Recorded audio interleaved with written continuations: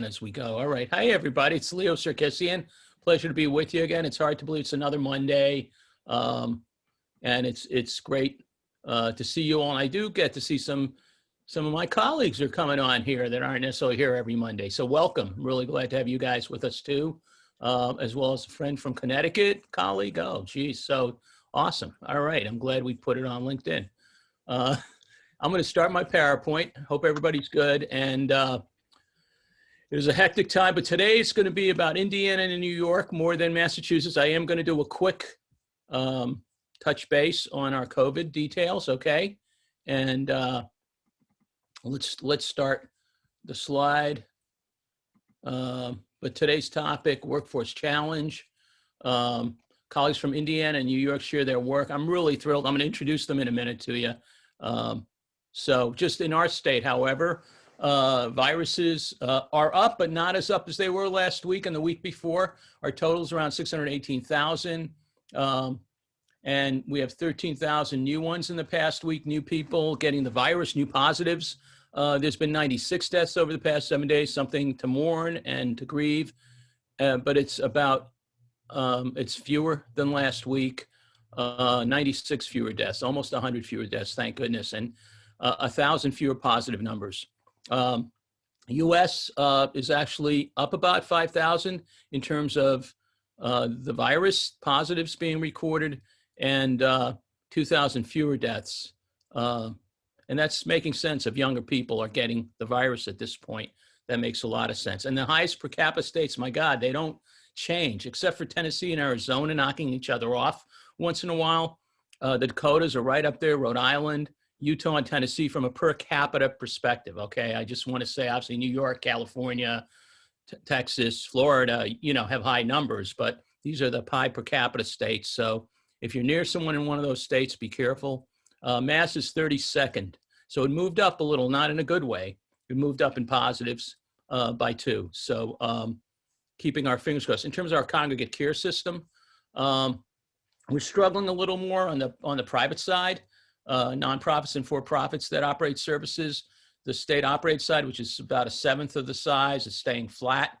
And there's right now 42 positive cases. Let me hit the other slide so you can see the narrative on it. The number in the community went up about 3 to 42, less than 5 deaths reported.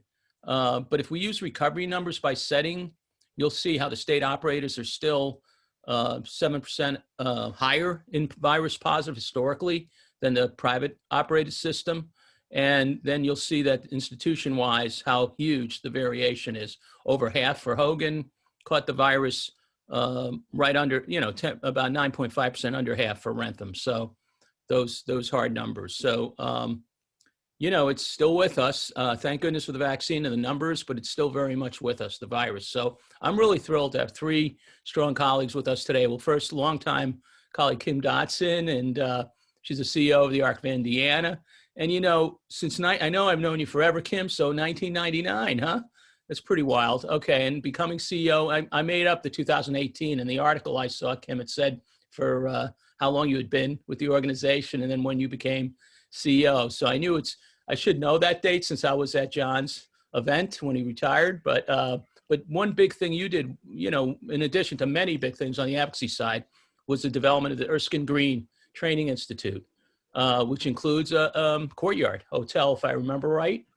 And it was a big accomplishment, and I'm sure it took a little on the chin this past year, but it has done very well, and you got millions in funding, both from government and private sources, to make that happen, and as a training site for people with disabilities for employment.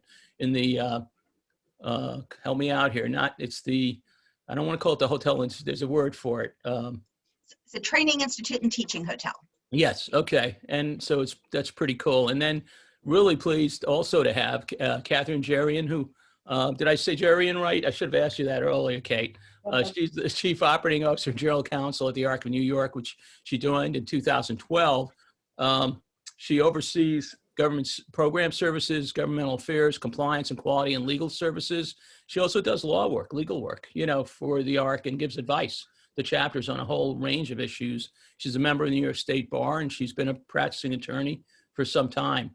So you know, it's not every day there's a CEO, general counsel, but I've heard of that happening quite a bit actually. These days it doesn't hurt, I guess, right? And Philip Aydinian, I should be able to say your name really well, Phil, but it's so much more American sounding than mine. I have trouble with it. It's too easy. You joined the ARC of New York in 2020, Director of Government Affairs. And you were a deputy commissioner, and I have it here, but I can't get the word. Oh, I know what I can do. No, I can't. I can't get out of the full screen. But Are you trying to say Schenectady, right? That was it. And I should know, I grew up in New York City, by the way, Queens. So the board, even though Schenectady's like another world, you know, Albany's upstate to us, you know what I mean? So, but Schenectady Board of Elections, you were the deputy commissioner. You served in the legislature early on, right? You were active in policy development there. And in between, I think you also did some consulting around branding and communication, social media, online kind of work. And you've been bringing that in your work, right? Across the board, including at the Elections Commission, I assume, right? Bring it into the modern age. So welcome. And I've gotten to know you a little bit on the calls that we've had on policy. So welcome. Really glad to have you with us. So we got some themes here, but you know, and what's the state of the workforce crisis? What are some developments? How has COVID changed the strategies? How has it affected your workforce? And do you see any other policy changes that could impact your work? I'm going to stop the share because I'm going to let Indiana and New York, Kim, to start to talk about what it's like really from their perspective and not be so tied to a script. So I am going to post another PowerPoint as Kate begins to speak after Kim. So Kim, do you want to take the first hit on it? That of course I sent in an email and I've already forgotten what I asked you to talk about first. Go ahead. Yeah, so glad to. And Leo, thank you for inviting Indiana to be a part of today's conversation. Very much appreciate it. Very much appreciate, one, just sharing where we are with Indiana, but also to learn from other states about what's going on there as we're kind of all navigating this very interesting time that we're in. As Leo talked, I've been with the ARC since the late 90s. And as you all know, Leo is very well respected. And so when I came to the ARC in the late 90s, Leo was one of the first people that I was told to connect with, learn from, and he has been a tremendous mentor for me over the last couple of decades. So Leo, thank you for all that you do. You do it very, very well. Just to give a little bit of an overview for those of you who aren't very familiar with the ARC of Indiana. So the ARC of Indiana is an advocacy-only chapter. So we don't provide any direct care services. We have 43 chapters across our state that are kind of split. So 22 of them are advocacy-only chapters and 21 of them are service providers. So we're a very split state and we connect with all of our chapters on a monthly basis to kind of see what they are doing, how things are going, and we've certainly increased that a lot over the last year during COVID. Just to give you a little bit of an overview about Indiana and COVID specifically. So our state has about a 6 million person population. We have had about 700,000 positive cases of COVID over the last year. Our incident rate is about 12.7%, and we've had nearly 13,000 deaths. I think specifically to the IDD community, I'm really, you know, it's always weird on how to report this because I'm glad to report numbers that were lower than what we originally thought they might be, but of course every death is significant. So for DSPs, we had 5 DSPs pass away.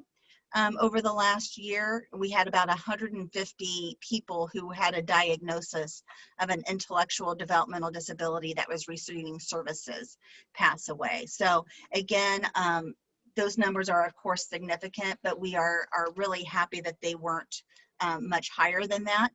And I think a lot of that has to do with the way that our providers across our state decided to respond to our governor's executive orders with the pandemic. We have about 120,000 people in Indiana who have a diagnosis of an intellectual and developmental disability, but only about 30,000 of them are actually receiving services throughout the state. So that's a pretty large number of people who are not utilizing statewide services. We have about 20,000 direct support professionals in our state, and their average wage is currently $11.36 an hour.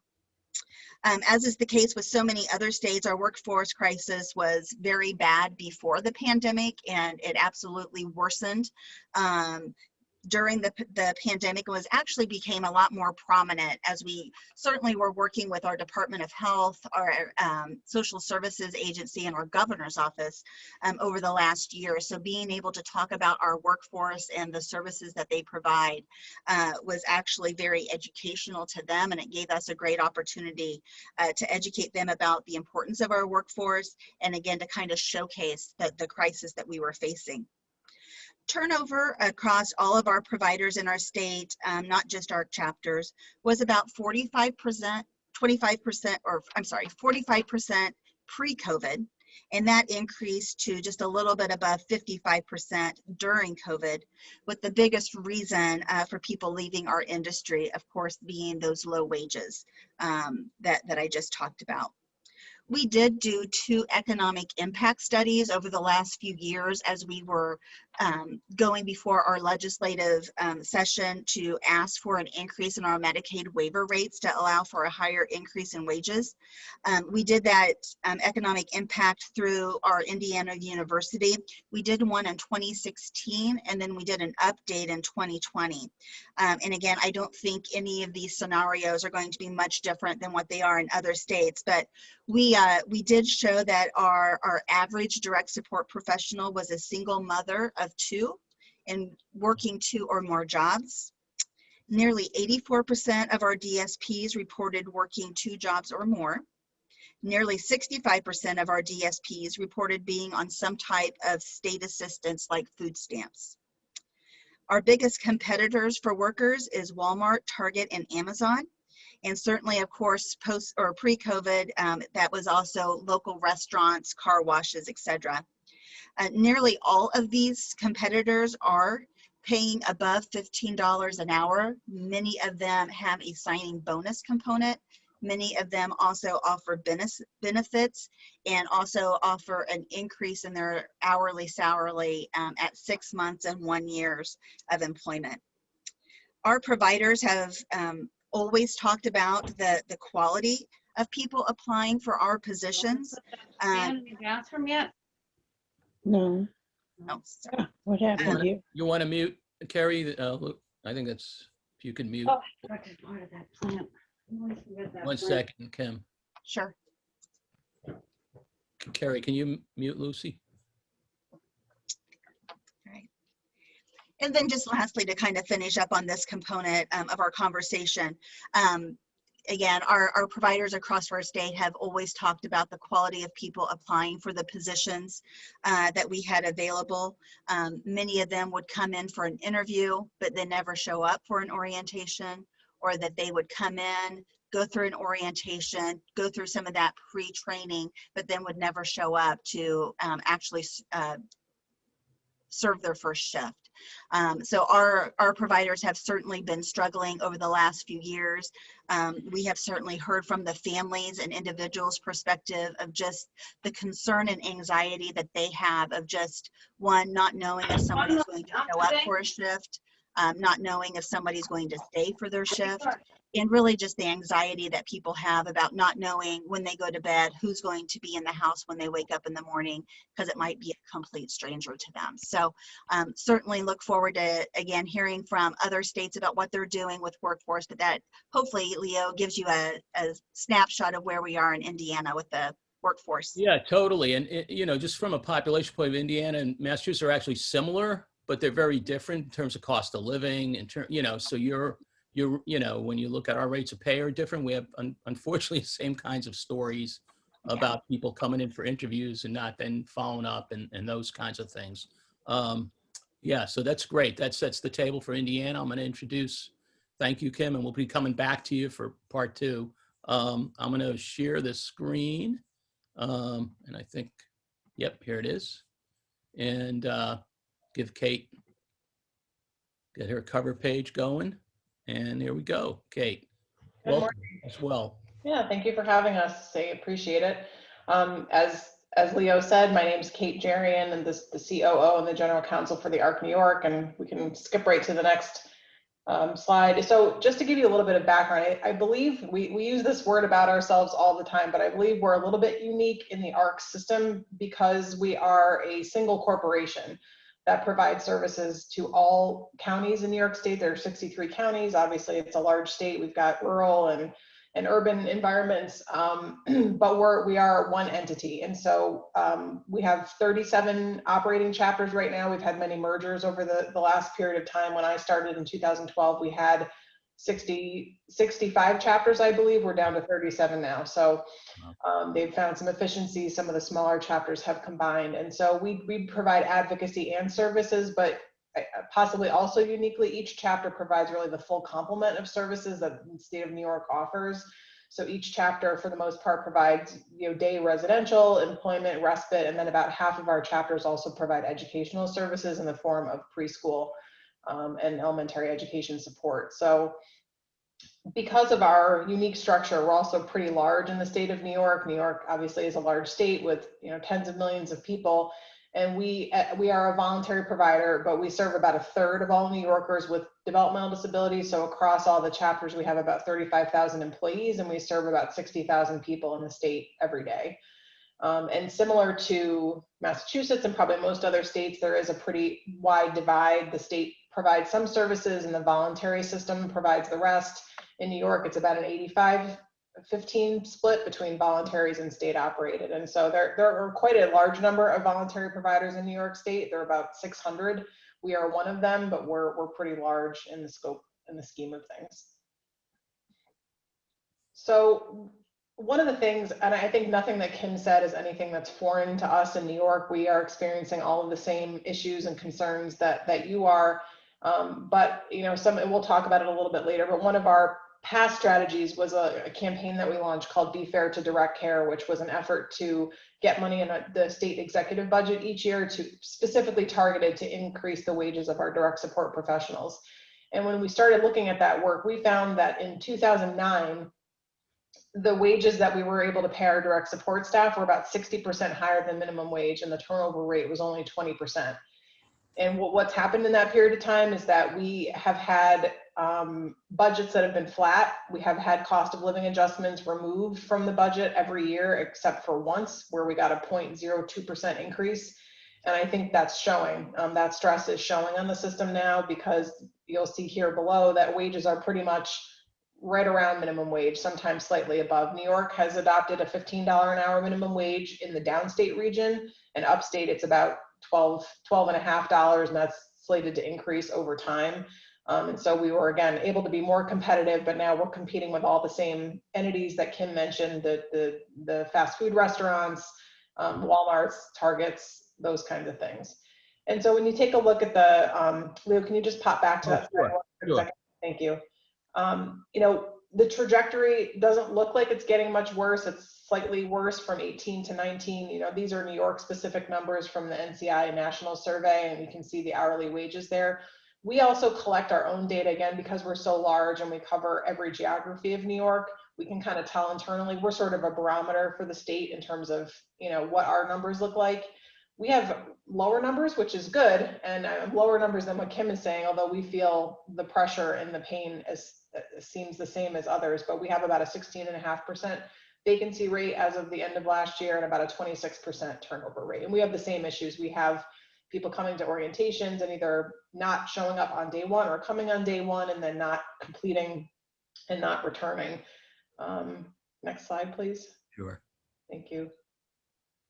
So as I mentioned before, one of our prior techniques was the Be Fair to Direct Care campaign, which was incredibly successful, and we had advocated for a targeted 3.25% increase in the state budget starting in 2016, and that was successful. Over time, we did get increases each year.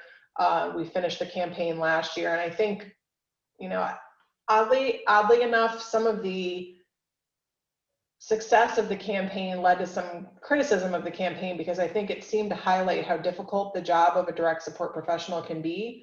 And I think people were starting to feel that it might be turning people away from being interested in the profession and interested in the field. So we've sort of shifted gears there, and we're actually working internally through our chapters on sort of a rebranding of the direct support professional to kind of make it highlight the best parts of the position and why it's such an important job. And I think we're hoping that that might stem the tide of some of the changes that we're seeing. But just like Kim, I mean, the unemployment bonus or additional funds have kept some people out of the workforce that might have returned, and so we're kind of struggling to get the gears going again. Now that even though COVID is still obviously a significant factor for New York, it's making it a little bit harder to kind of get things going again. I think that's it for us for this topic. All right.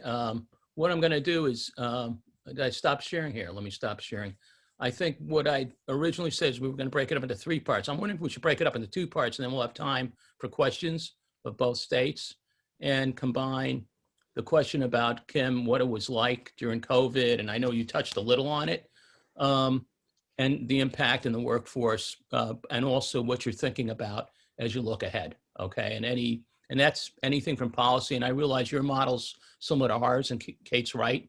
The New York model is different. It's pretty exciting that you can do that and that people don't kill each other, that you're able to have such a, big coming together. And so in our case, it's a mix, and you have a robust QA system, which is great too. So Kim, looking at, and get you on the spotlight here, share your perspective during COVID and sort of what you saw happen, and also things you tried to do, some of the support you've gotten, whether it's been hazard pay or other kinds of things you succeed on, and what you think about as you look ahead. Yeah. So certainly prior to COVID, we knew that we already had a workforce crisis that needed to be addressed. And so we had started conversations certainly with our legislature, with our trade association, and with our state agencies about what we were going to do to really attract and retain a quality workforce that we could be proud of. We had been talking about recreating a statewide training program. We had a very good statewide training program until 2010. In 2010, we had a very significant cut in our programs across the state, and our training program was one of them that was eliminated. That's also when we saw a significant reduction in our Medicaid waiver rates. That started our deep decline in our workforce issues. And so as time had gone on, we had kind of been, nipping around the edges about creating again the statewide training, but we were really starting to get some traction and get more serious about re-implementing that statewide training in 2019. Unfortunately, of course, because of COVID, that was kind of put on the back burner, but certainly has not been forgotten about. We were also having conversations again about how to professionalize that profession. And that meant talking to a lot of universities about how to provide some experience, why people were going through different programs at the university level, to give them access and give them kind of a snapshot view into our industry to see if that would attract people into our workforce. All of that was, again, very well received, and we're starting to start all of those back up again. We also talked about creating a DSP registry. So I know a lot of states already have a DSP registry. Indiana does not. So we had introduced a bill in the 2020 legislative session. It didn't go anywhere because it was a much larger fiscal impact than what we originally had thought it might be.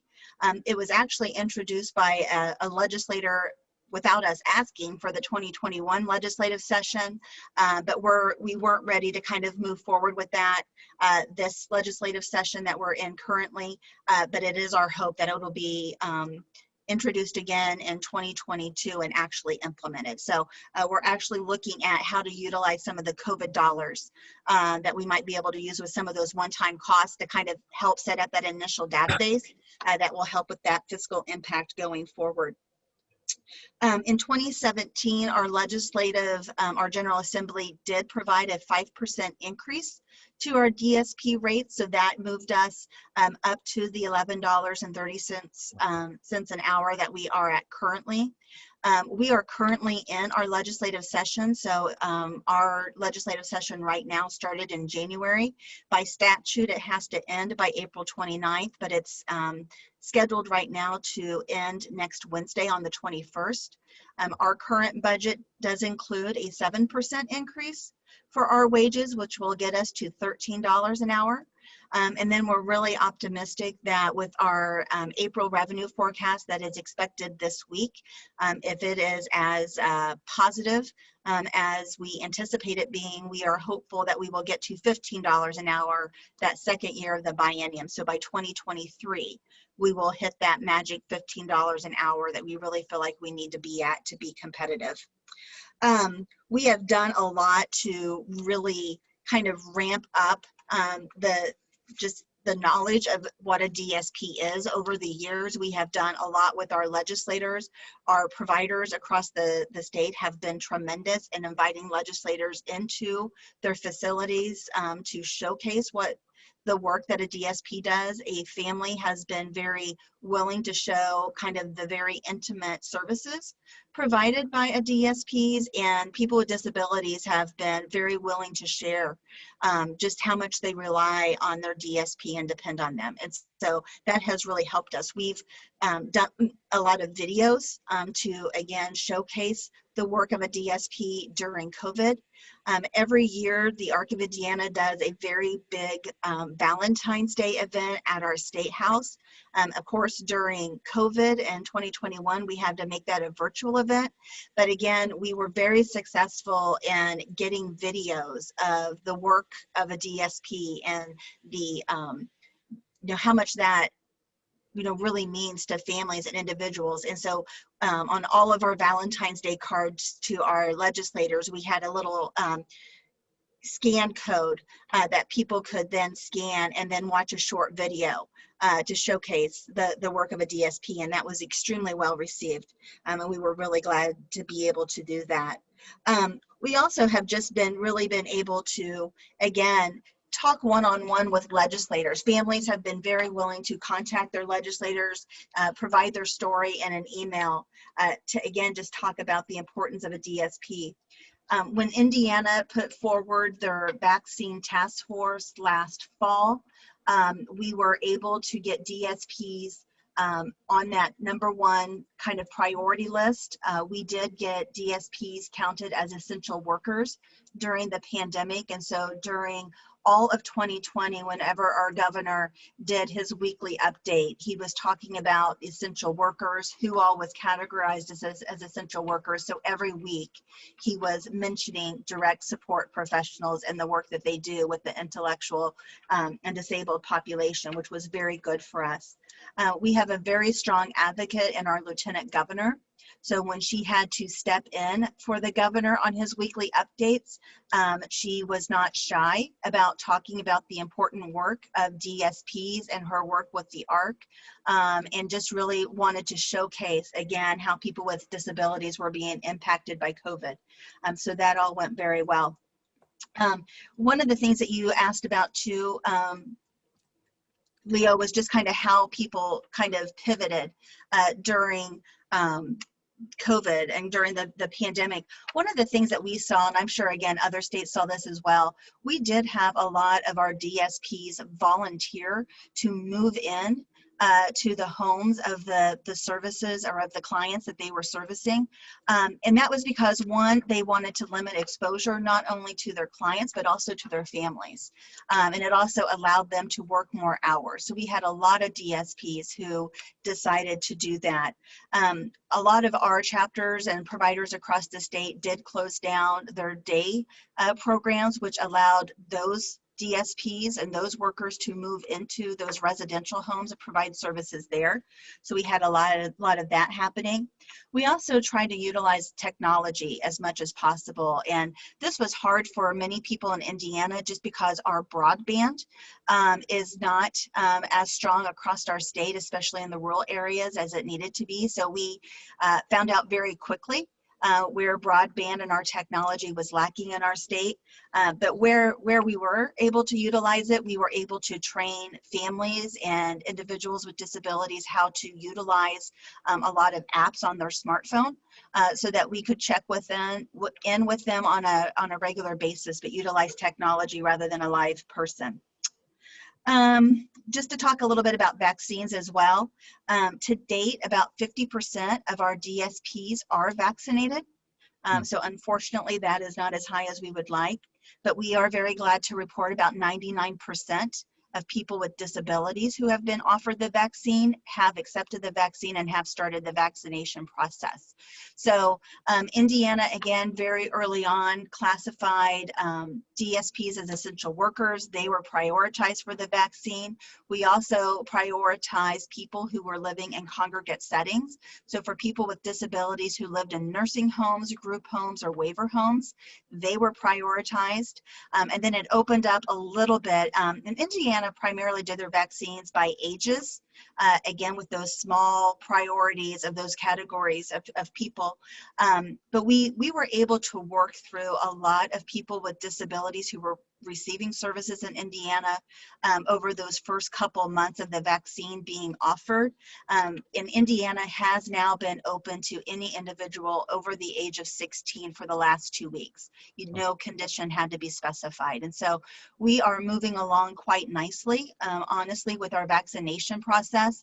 I think as I've talked to a lot of other states about their vaccine process, I think Indiana has done it well. We did get some pushback, of course, from families who didn't think we were moving as quickly as they wanted us to. We also had a lot of families who forgot that, because they were over the age of, 70, 60, 50, 40, that they qualified for the vaccine. They were waiting for that magic phrase of a parent of somebody with a disability, forgetting the fact that their age itself qualified. And so we had probably about 25% of our phone calls from families who were frustrated, who again were kind of taken care of with that age component. So it was just kind of one of those things of people being upset about something they didn't have to be upset about, had they just really been paying attention a little bit more. So I think I'm going to stop there, Leo, and turn it over to— I have two, before we do, I just have two quick ones before the general question and answers. One is, you mentioned the salary. Is that like focused just on salary, that rate push that you get in Indiana? Okay, that was number one. And then I know I had another question. Oh, the living, Jarrett, we're in the middle. We'll let you ask a question later. The other thing that I want to just quickly check, the people moving in, was it also in families' homes, you said, not just group settings when they moved in? Mostly not. Most of it was in group settings that they moved into their homes. We did have a few areas where mom and dad were in pretty fragile medical conditions where they asked for the DSP to move in as well. Okay. Wow. Okay, good. I don't think that probably happened for us unless it's personal, but thank you, Kim. That was a great overview. I'm going to, let me go back to Kate. And it sounds like the vaccination rates, I think Kate just said they're dealing with a similar thing. Let me get them on and share I know we have some similar issues on the vaccination for staff as well. Yep. Yeah, I think I'll take this next part, but we've got similar. We were not doing quite as well with our direct support professionals, and that's something we've been hammering for months now. We were in the first tranche as well, fortunately, due to our advocacy, but unfortunately, not as many people are taking advantage of it as we hoped. And when you had people go in, I got a sense from Kim, it was a little like us, congregate care and staff got in, eventually day staff got in, but not across the board, people with intellectual developmental disabilities or people with disabilities. Did you have better success at that in New York in terms of earlier prioritization?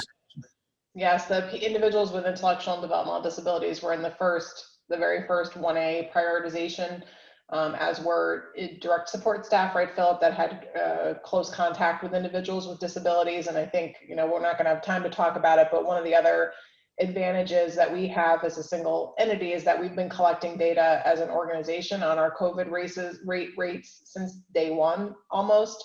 And we found, that led to the Syracuse University study that's been published and now cited nationally that shows that people with IDD are 2 times as likely to, pass away from COVID. And we've used that significantly in our advocacy efforts to try to get that prioritization and get that attention on this population. Well, that's great. Excellent. It was congregate care in December, and I believe then all IDD was, I think, early February, late January, early February. So it was congregate settings first, and then, we were still pushing hard for inclusion for everyone.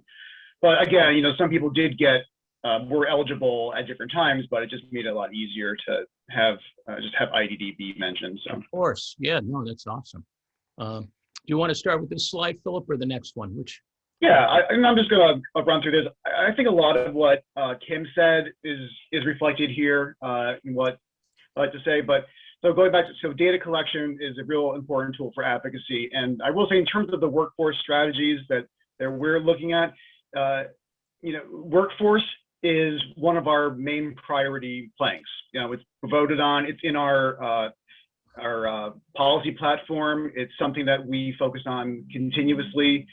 So we don't wait for a problem. It's something that we are very proactive about in terms of reaching out to our legislators, make sure that they know, what's going on. And so I do think that it is important for DSPs and others that we employ to see that we're not sitting back and saying like, well, yeah, we know it stinks, but what are you going to do? So I do think it reflects well in that sense. But the data does help when we are advocating and interfacing with government to try to get bills. As Kim said, we are struggling with achieving beyond minimum wage.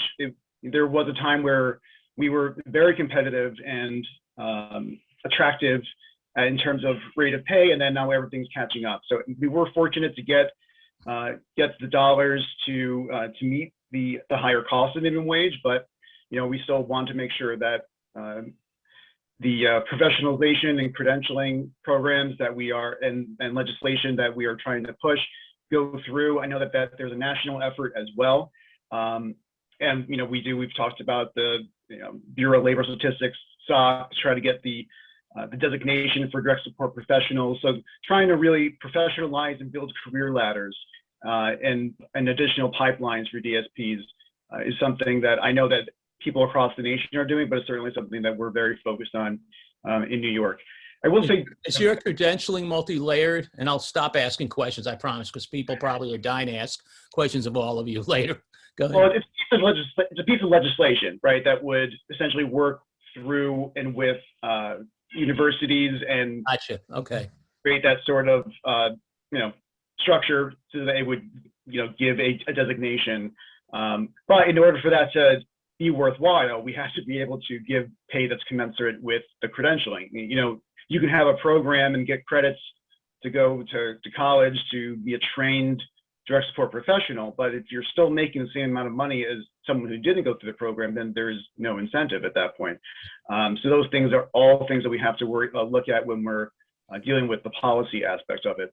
I will say during COVID, it was a constant struggle to get our people designated as essential workers continuously. After a while, it was all right. We had to just keep hitting it home that they're frontline essential workers. Please put them in any designation that you would put any other essential, frontline healthcare worker. So I think a lot of that actually did us a lot of good in terms of the public exposure of who direct support professionals are, what they do, their importance, why they are a priority, and being able to then convey that to legislators and other policymakers was actually, I believe, a benefit because it did get the work of a direct support professional out there. And I know that there was, I've seen, articles, national articles talking about direct support professionals. We've had them in New York. So it got a lot more exposure, which is, in this case, very good because it's something that we can then try to continually ride. And we've also tried to incentivize through, I know some chapters have done, try to do retention bonuses. We try to find broad discounts because of our size. We are looking at what corporations might give, discounts that kind of sweeten the benefits that doesn't really cost us anything. So we're also trying to find creative ways, but every chapter has a couple different ideas. So you can go to the next slide. Okay. I'll run through this.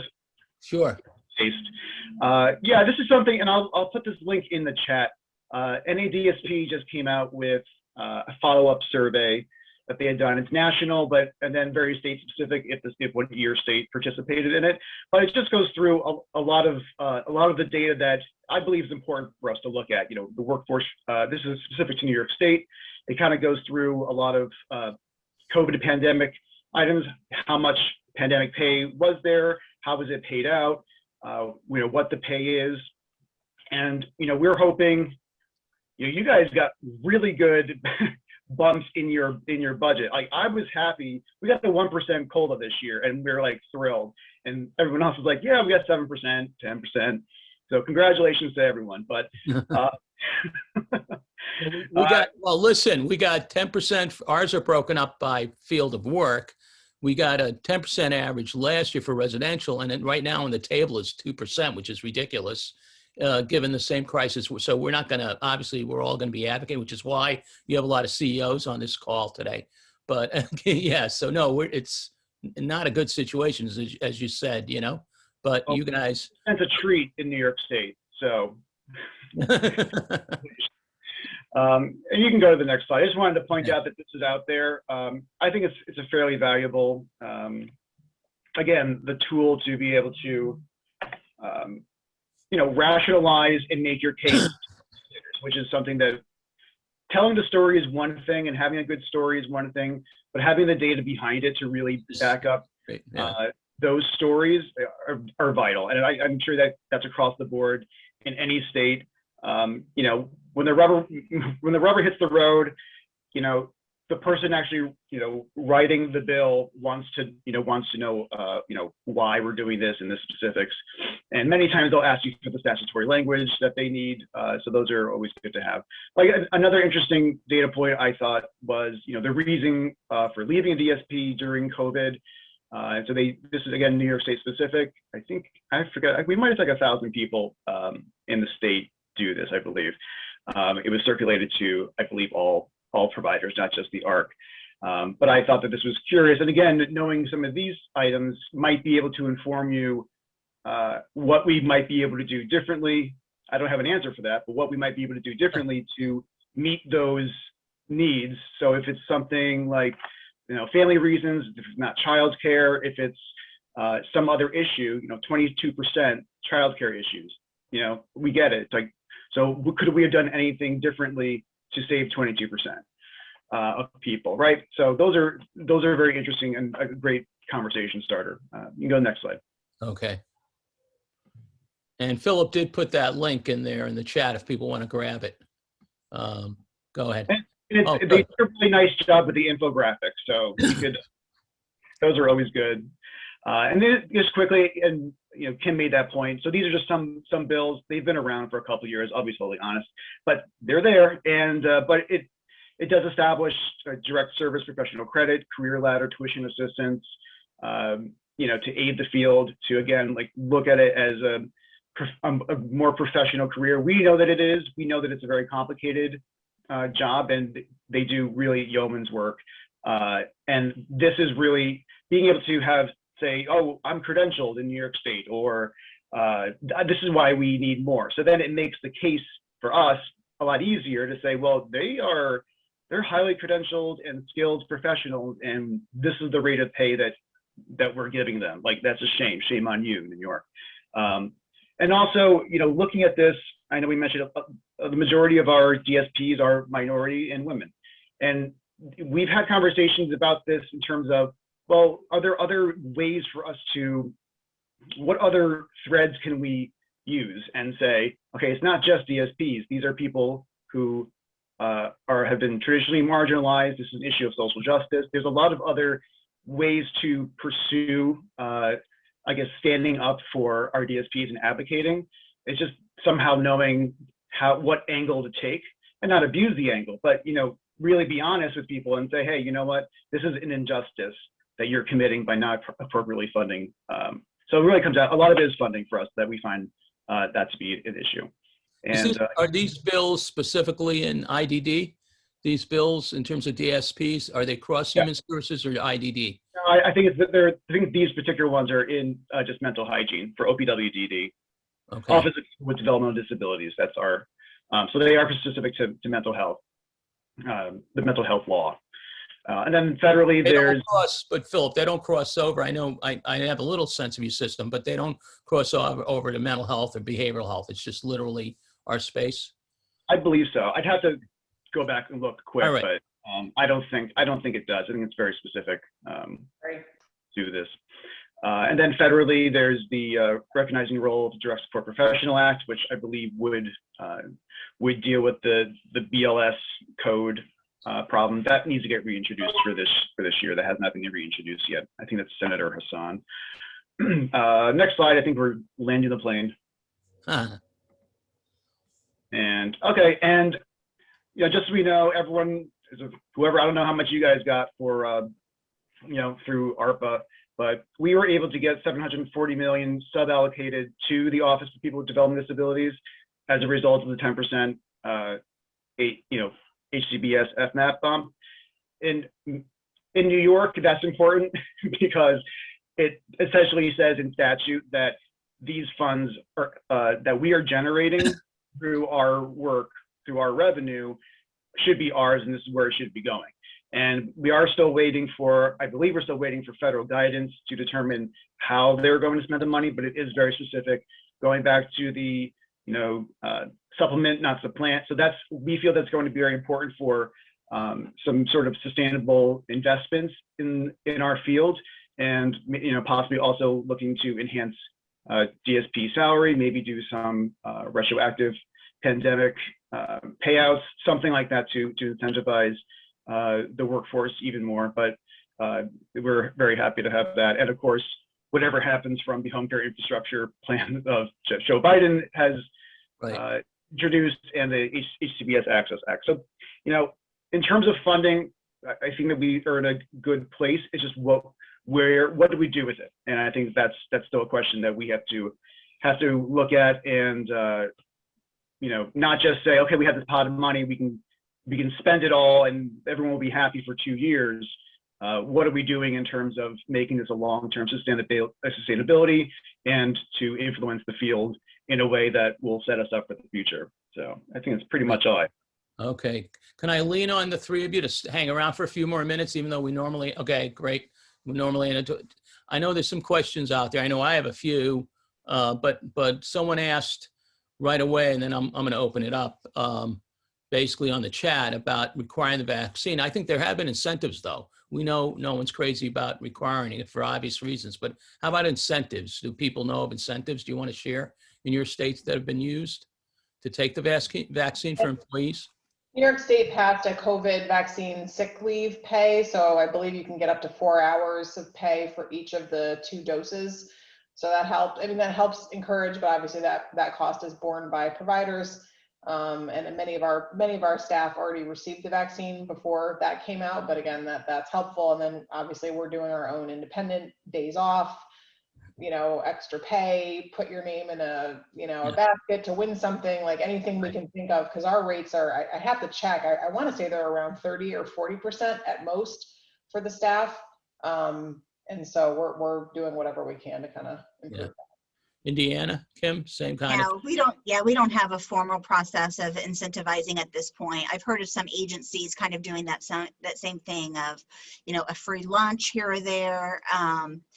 Quite honestly, I think the biggest carrot that's been dangled so far is you don't have to wear a mask. I think that seems to be incentivizing a lot more people than it should, quite honestly.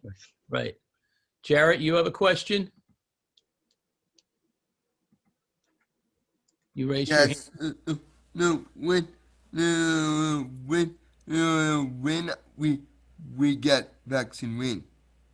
Oh, you can sign up now and pre-register. You're older than 16, and they're I know the Reggie Lewis Center was begging people to come in Boston. So if you want to check in with us offline, or whoever's supporting you, Jarrett, we'll be happy to connect you with the right phone number or the website. Okay.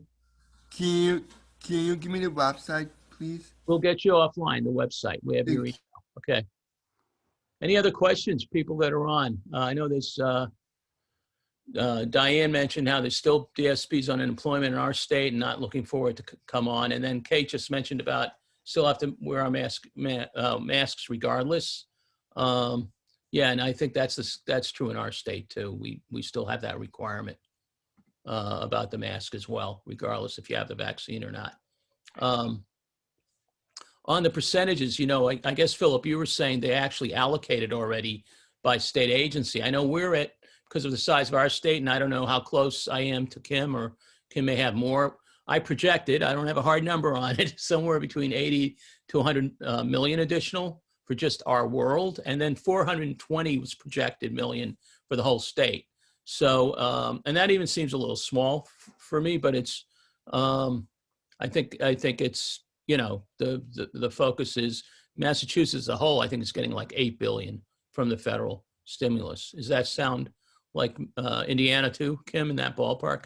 Yeah, so with the current stimulus that just passed, Indiana is getting an additional 3 billion, which is almost the size of our budget. So that's nice. Specifically for our services, it hasn't been specifically specified as to how much, but kind of with the new FMAP dollars, I think we're in the same situation of, you know, a couple $100 million for sure. Looking at how to have as much as that impact the DSP workforce as possible, which is why we've talked a lot about, I think, Philip, you mentioned the supplementing, not supplanting, which is exactly the approach that we're taking. So looking at that DSP registry, kind of that creation of the database, which is kind of a one-time cost, bonuses to help with some of our workers during COVID. And then with our kind of our increase in DSP wages, that's for entry level. So we kind of have a compression issue. So those managers and supervisors of DSPs have not received a wage increase in a while. So how can we allow providers to get access to some dollars that they can use however they see appropriate, but specifically to help, you know, kind of think through how to, again, give bonuses to those middle manager type folks to help with that situation. You know, I'm wondering, Kate, if I ask you, the fact that your design is different, right? That you guys are one corporation. I know, I'm sure Kim has the same headaches I do. We try to work together, but and we've gotten better at like handfuls of us working together on a project. But in your state, do you find on recruitment and things like that, that people are all in together, even though downstate and upstate are so different? Yeah, I think on the day-to-day recruitment, it's pretty independent because each chapter has a different regional. They all have different benefits and rates of pay, so that has to be kind of communicated separately. But organizationally, we finally got all of our chapters linked on our website for recruitment opportunities. So if somebody's looking for a job anywhere in the state of New York with any ARC chapter, they can go to our website and link to the other chapters. And like I mentioned, we had an internal leadership institute that we created 2 years ago. And one of the projects coming out of that was this DSP rebranding. So all of the chapters are pitching in funds to work with a PR communications firm to put together sort of a campaign. I don't know if you have do you have the Caring Gene campaign in Massachusetts? We do have something like that. Yeah, a little bit different name, but similar. Yes. Right. So it's a website you can go to if you're looking for jobs in human services in general. So we're looking at doing something like that internally for ourselves and working on that. So I think it's improving. And I think even just sharing more techniques, best practices of different chapters is not something we did a lot of before. And because we've been meeting so frequently, that's been helping give chapters better ideas about, you know, methods they can use. We also launched through the Leadership Institute some materials that could be used as templates for developing internship relationships with the colleges locally. So we kind of created those and then gave them to all the chapters to use as they saw fit. So we're working on it, but it's a statewide problem, so it's tough. It is tough. We do share best practices. The chapters are great at helping each other, and sometimes offline. How about you, Kim? Do you the chapters that are providers? I realize, I've always impressed how you keep those advocacy only ones going. I failed at that a few years ago, that they sort of disappeared. But do you guys do some of the similar best practice sharing and stuff? Yeah, absolutely. I mean, our provider chapters come together on a monthly basis. It was a weekly basis during COVID, so we just kind of stopped that. I don't know, really, I think maybe in January of this year, we kind of stopped meeting weekly. But yes, they've absolutely been sharing best practices. A lot of them kind of pool together some financial resources to use certain apps and put out ads, that kind of thing. So they work very closely together. Great.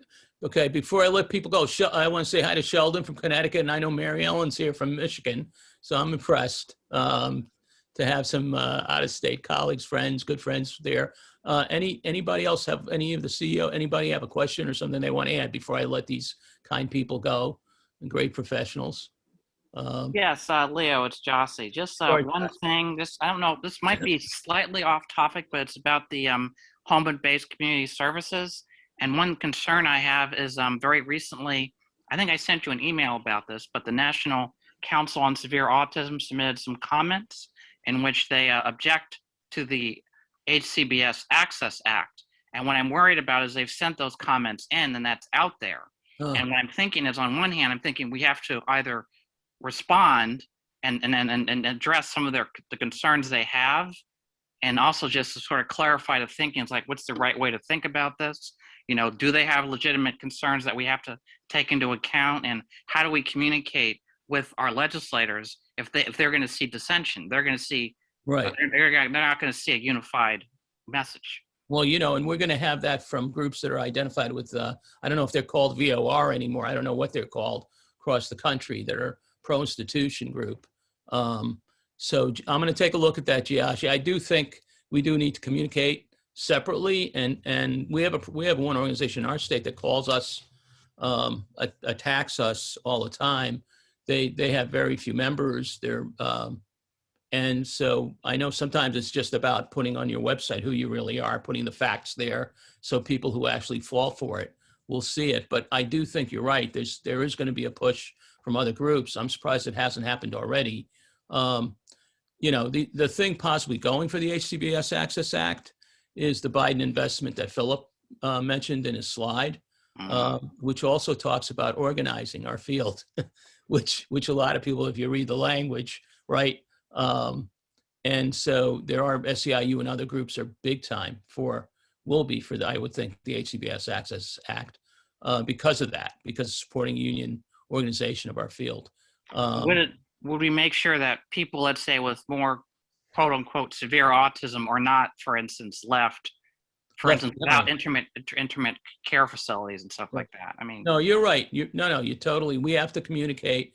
You never stop. I mean, that's such a point, and you're experiencing it today. We've probably had 50 years of it, you know, but we get lax. Sometimes it's really easy to get lax about that kind of opposition, and I appreciate you raising.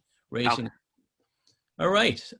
Hey, this was a pretty spirited presentation discussion. I loved it, if no one else did, you know, but I think people did. We had close to 50 people most of the time on, and our numbers, I lied to Kate, it was 50% at least staff in the field. Okay, from Kerry, you were wrong, no, but really appreciate you being with us. We should do this more often, you know, for our communities and our across the country, and really appreciate Kim, Kate, and Philip. Thank you so much, and I'm sure I'll be seeing you around as we work together and you know, continue to advance services for people with intellectual and developmental disabilities. Thanks a lot.